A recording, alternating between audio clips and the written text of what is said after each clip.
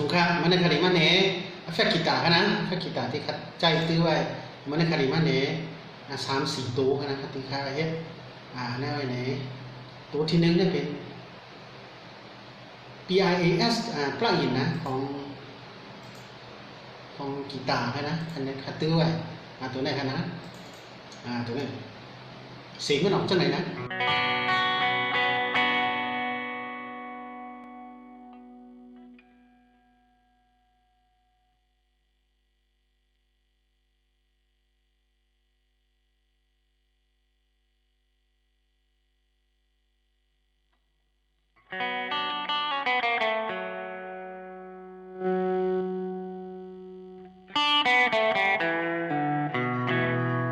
เป็นเซสตูดิโอนะแอมจะไหนเขาเปลี่ยนได้หมดนะให้เป็นแอม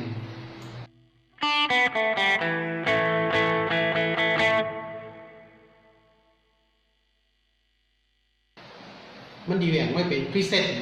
ก็เจอนั่นเป็นกรรมศาสตร์สาวเขาใครเอามาเต็งเลยเขาอยากมาใส่เลยนะมาใส่ใช่ไหม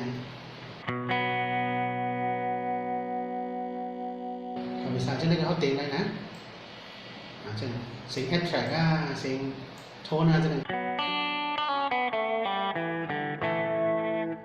ก็มีอะไรก็มีนะนี่เป็นเสียง PRAS นะเสียงบูทเสียง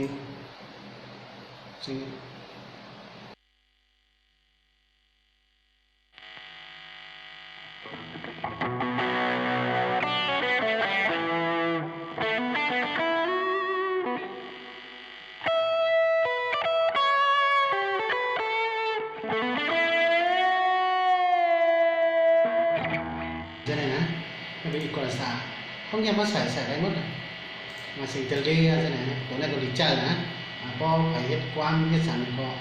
หัวใจนะจะได้สั่งห้ามใส่เลยเขาติ๊กแกตัวนั้นติ๊กแกใช่ไหม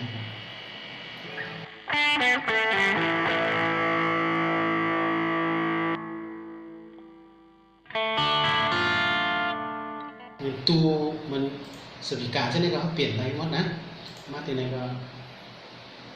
เลข2ครับนี่เป็นหูแท้แน่นะเป็นมอนิเตอร์เสียงมันปั่นไว้นะเสียงอะคูสติกเสียงเบสเสียงเลสใช่ไหมมันปั่นช้าเอาใส่นะต้องยันมาใส่แล้วนะครับเสียงมันจะไม่ได้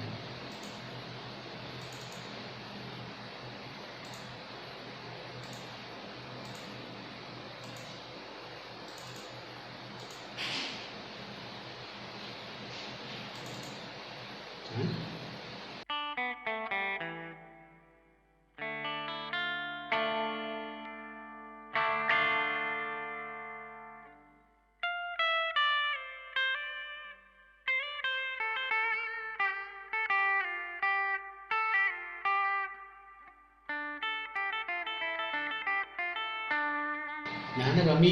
พรีเซตกันหมดพรีเซตเขาไฮไลท์เจิ้งมืออะไรก็ตั้งไว้กับปันกับนี้หมดกันนะอันนั้นก็เป็นแบบนี้เสียงเมี้ยวนะ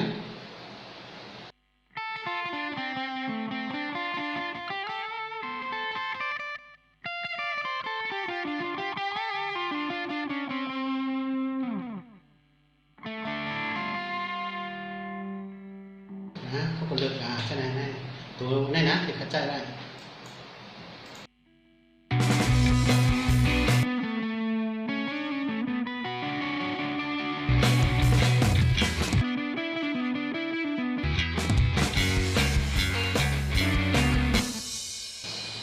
มีทางตัวครับขณะนี้มันเนี่ยตัวนี้เป็นแอมบิจุกนะแอมบิจุกบริจาคนะตัวนี้ตัวนี้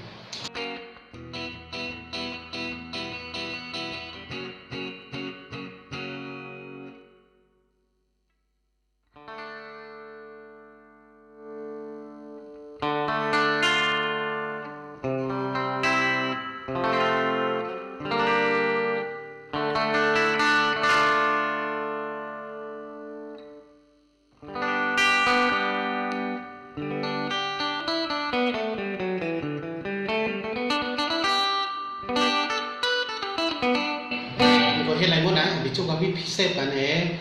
อ็มก็มีอะไรเมี้ยวนะหามาใจอะไรกันนะอันนี้เป็นพวกแฟนดาเพราะว่ากลุ่มออเรนจ์เขาว่าใช่ไหมมาเชลเขาว่าใช่ไหมแฟนดาใช่ไหมเขาเสียงมันเข้มนะลองหามาใจได้นะในเสียงใช่ไหม มันดีชื่อนะเขาลึกมาเป็นก้อนก็ไรหมดนะจะนึก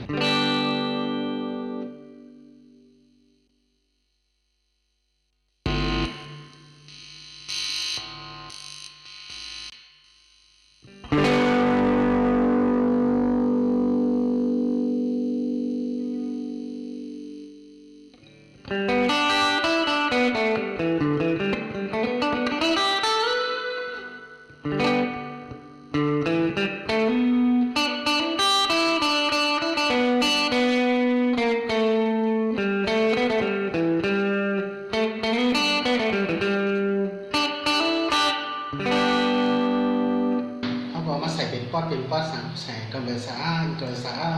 สิ่งนั้นเขาก็ใส่ได้หมดนะฉะนั้นก็ไม่เลือกว่าเป็น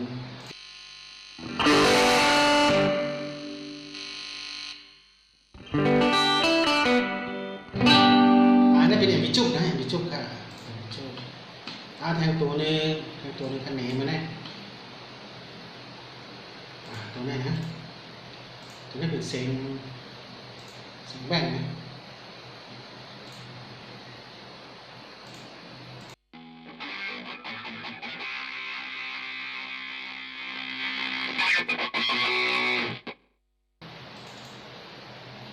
ของเว็บนะของเว็บของ GTI นะ GTR นะ GTR แฟกกีตาร์ตัวนี้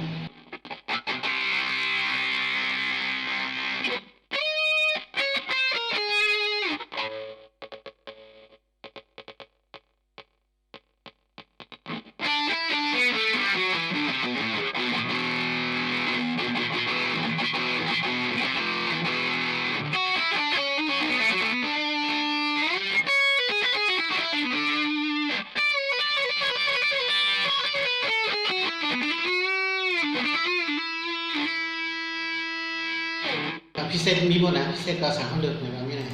พิเศษสามารถใครเซ็นกีตาร์เครื่อง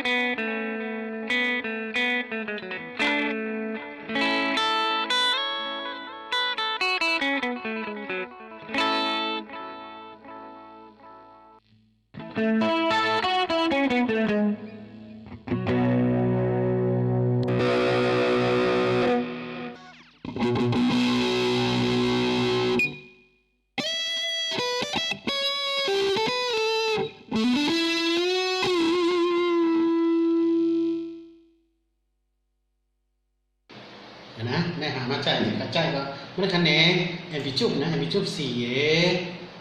นี่ก็ BIS นะปลายอินตัวนี้ก็หามาใจได้หน่อยเสียงมันโอเคนะแล้วก็ GTR นะของเว็บลองหามาเต้นหน่อยที่กีตาร์มันก็ถามมากนะถามมากอะเฮ็ดว่าพิเศษใจแฟกกีตาร์ในใจ30 ตัวเท่านั้นกันนะทำวิธีหูเขา